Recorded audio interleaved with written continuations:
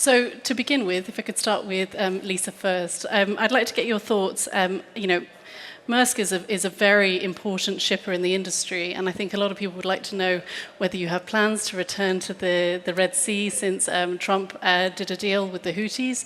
Is that something that you can see happening anytime soon? That's $1 million question. I think many of our customers ask the same thing. I think what we've learned throughout this crisis in the Red Sea is that what customers really value is certainty, or as much certainty as possible. And we have been assessing the situation on an ongoing basis. We won't return to the Suez until we can be confident that it's safe for both the passage of our crew and, of course, the cargo belonging to our customers. So that's the paramount element, because what we don't want to do is to make a decision to go and pull back again. It's very difficult to redesign networks and to inflict that uncertainty upon our customers and their supply chains. So it's an ongoing investigation by us, and as I say, we'll only make the decision to go back when we're certain it's safe to do so. Understood. Uncertainty really does seem to be the word of the day. And I wanted to ask you, Amadou, how has DHL adapted its business operations to the increased uncertainty that we find ourselves in? Do you see any shifts in behavior from any of the freight companies you work with over the past 5 years and from customers? Well, so I think first of all, glad to be here with all of you. Yeah? So I think that, if you go back a little bit, in the last 15 years, we have had a lot of periods of uncertainty in many different places in the world. Starting with what was happening in Pakistan and Afghanistan, where we had to bring satellites in Kandahar on the back of donkeys, and it was really, periods of uncertainty because you had the Taliban operating there. We have had similar challenges, in many different places in Africa. So I think that, the world in which we live is a world that is accompanied with a set of uncertainties. Now, coming to what has been happening in the Red Sea, we have a lot of multimodal solutions. So when you're coming from Asia, you can enter through Doha. You can enter through Oman. You can enter through Jeddah and then use multimodal solutions to connect all the rest of the countries, which is really what we have had as business contingency plans, which now became standard products that we're operating. So for us, it is always around what is the best route to get to where we want to get to so that we can deliver the shipments to the consumers. So, standard business. That's interesting what you say, that you had it already, but it's become standard practice now because of the shift in the industry. Jarno, I want to ask you, Finland's geography means that Russia's invasion of Ukraine affected supply chains instantly and had some long-term impacts as well, of course, as the sanctions were imposed. How has Finland navigated all of these difficulties? Well, first of all, Verity, thanks for having me in your panel. So it's great to be here and with this audience. So I think it was, of course, what happened in 2022. So that was a huge shock for us as well. And there were many things that we had to cope with, and this brutal war of aggression, of course. So it's something that we are still facing these days, and I think it's very, very obvious that we will continue to support the Ukraine as much as we can, and on the other hand, isolate Russia as much as we can. And that's, for example, why our border today is still closed with them. So we have more than 1,300 kilometers of common border with Russia, which is now closed basically, and so of course that has changed some realities there as well. But I think there were many consequences, and one of the things was, for example, what happened with our energy mix. So because we were, of course, buying oil and gas from Russia, and then we had to stop that. So if we looked at if there is any silver lining in this, that it accelerated actually our green transition. So suddenly we were forced to have more wind energy, for example, to replace that what was coming from Russia. So I mean, there's been all kind of changes there, and I think it's of course for companies it was a huge shock as well. So to stop and withdraw from Russian markets and stop their activities there in general. So it, of course many things changed there. The shift towards renewables could be enacted so quickly. That seems, that's incredible. That's a great achievement.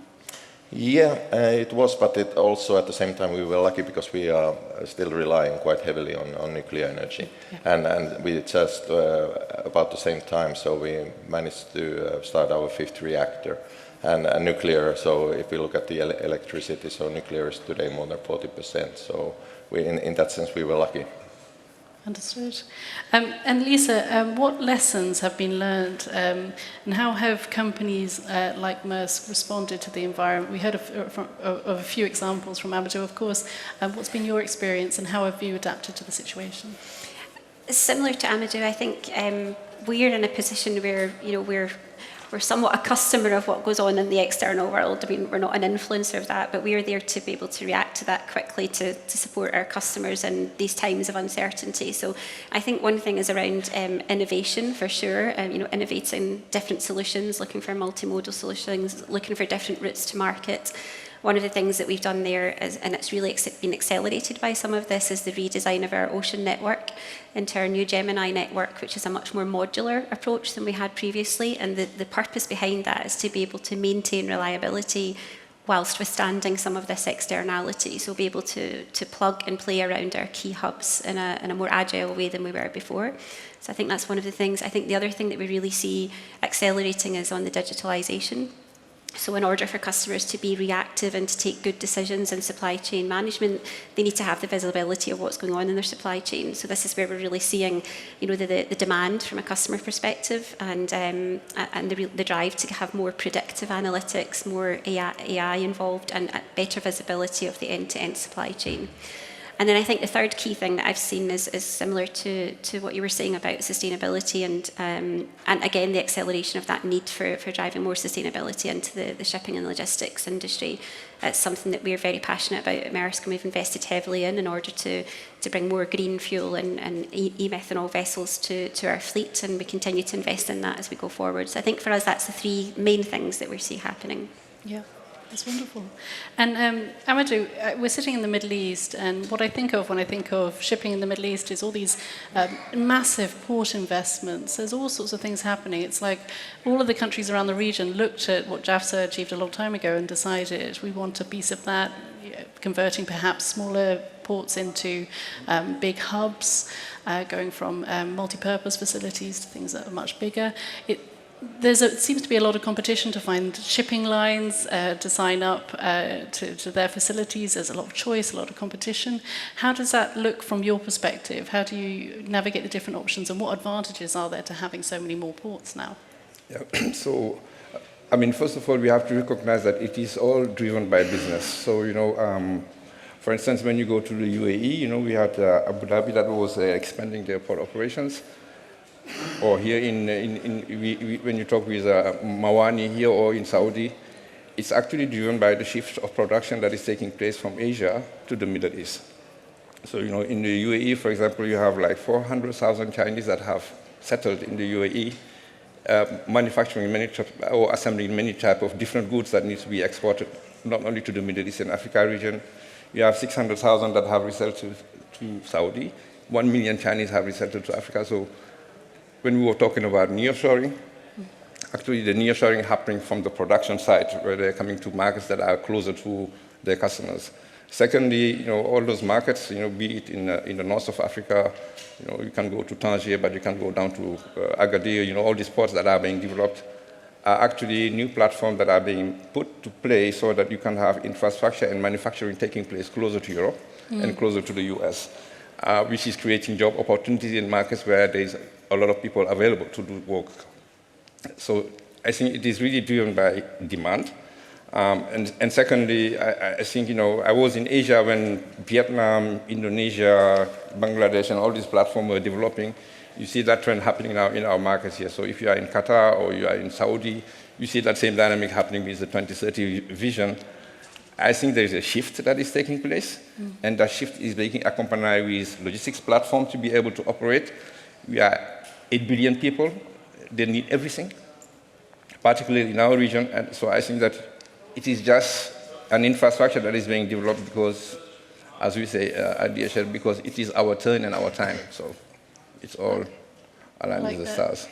So yeah, the Middle East facilities opening up different trade routes in other regions as well.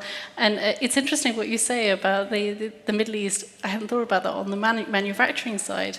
Years ago, everybody thought about only imports coming into the Middle East or break bulk. Now, you need to be able to go both ways. That's really interesting. Jarno, what can policymakers actually do to help companies and consumers deal with trade uncertainty? What's been your experience? What have you done? Well, I think the key is that we communicate a lot with our companies and businesses, and I think in Finland, so that there is a long tradition of this. So we have had this model of comprehensive security, which in a way is one of the frameworks how we, for example, how the officials operate.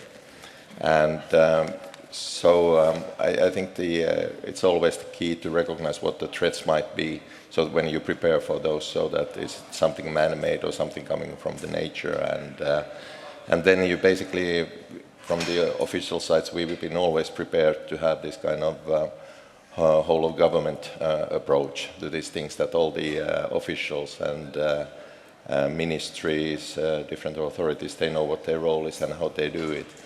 And then this kind of also kind of whole of society engagement, so that you engage the whole society for this kind of shocks that might be there. And there, of course, it's, as I said, so it's key that we communicate with our companies, and it's basically the companies, they know their businesses, they have this kind of granular understanding of their supply chains and what it means, and then it's up to the authorities to paint the big picture and how to manage that, and that's the kind of key. And I think it's so in this kind of situations, we try to, instead of coming to the stage where we have to do crisis response, so that we try to be more proactive in building resilience already, so that we are ready for this. So I think this model, what we have been adopting for basically decades in Finland. So suddenly, during the recent shocks, what we have in the world, so pandemic and the conflicts like the Russia's war, and then now the latest also the trade issues. So there are many countries who come to learn from us actually. So we are not doing so badly there. And is there anything that was a sort of an idea in the past that was there as just a break glass and emergency sort of situation that's now become a normal thing that you're doing? We talked about some of these earlier. You know, there were plans that were already on the books but have now become common practice. Does any of that apply from a government perspective, from what you're doing? Jarno, sorry. Yeah, I think there's lots of it, so it's we can relate to that. So yeah. Yeah, understood. Lisa, how have customers actually responded to the uncertainty? You deal with a lot of, from the client end. How are they dealing with tariffs? Are they, are they making different decisions now? What sort of patterns have you seen?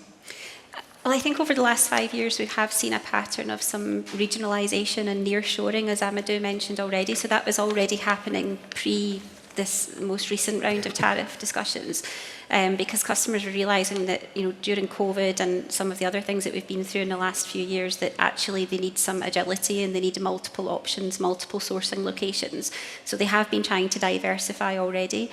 In terms of the immediate reaction to the current tariff conversations, we did see a huge pause on exports out of the Far East in particular into North America. I think our latest numbers was our volumes dropped in the region of 25 to 30% in that short period of time. We've now seen the opposite effect, because there has then, of course, been a holding of inventory, which is now flooding through. So where we thought we might need to redeploy some vessels and elsewhere in the network, we're now, pushing that back into the North America trade again to be able to pick up on that.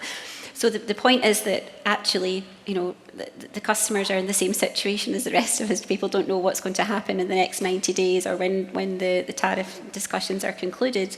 But the key is that they're able to make decisions as late as possible, and they have the visibility to do that, and they also have some options within their supply chain that allows them to divert cargo to different locations as and where they need it. So I think actually some of the challenges in the last 5 years have somewhat helped in some respect, because some of that diversification's already been happening, and if anything, it's likely just to accelerate further from here on. And there have been a lot of responses to unexpected things happening, a lot of emergency situations, but there's been a slow creep in terms of the demand for specialized logistics, particularly looking at the life sciences sector. Is that something that you're seeing growing, and how is the GCC placed in this area, Amadou? So, we have our program that we call GT20, it's like Global Tailwind. So, for instance, you have a lot of life science manufacturing platforms that are setting up places in even Kenya. You have same that is driven by the vision in 2030 in Saudi. The same you can see in the UAE, because people now are going beyond just importing goods, but also assembling and manufacturing to be able to respond to local needs. Now, if you look at the region, I think the previous panel was talking about it. It has now become a most attractive place for talents, because you have talents that are coming from Hong Kong, from Singapore, from many different places, from Europe, because tax-wise it is very attractive. In terms of events, I think that we have more events that are, at least more appealing events happening in this region than in any other place in the world, be it in soccer, Formula One, whatever you take. You have a lot of more musical shows that are happening, so it's a cultural home for many people. So you have a lot of activities that are taking place here that is attracting a lot of people to resettle in this place. So if I read correctly, for example, in the UAE, every day they have 1,000 new people moving in. Really? Every day. So it means that you have a lot of people who are middle income earners who eat everything that is good and also not so good. Therefore, there's a higher demand for life science products locally. The same is for the African market, which is also not so far. So there is definitely more need and more means to be able to provide for better health care for many more people. That is something that is being addressed in this market, but it goes beyond that for me. It goes also on the infrastructure development. So, the Russia-Ukraine challenge has opened opportunities for this place. It has opened opportunity for Saudi, for Abu Dhabi, but also for all the African countries. So you have a lot of project logistics activities that are taking place to build up infrastructure so that they can have affordable energy. Therefore, they will become manufacturing platforms. And that all happens if you have the logistics means to accompany all these governments or institutions that are investing, because I believe that the world has recognized that we have 1.4 billion people, but there are 700 million ready to work folks that are living in this region that needs to be put to place to work, and it is offering a lot of opportunities to many people. Wonderful. Well, I have to leave it there, but thank you so much.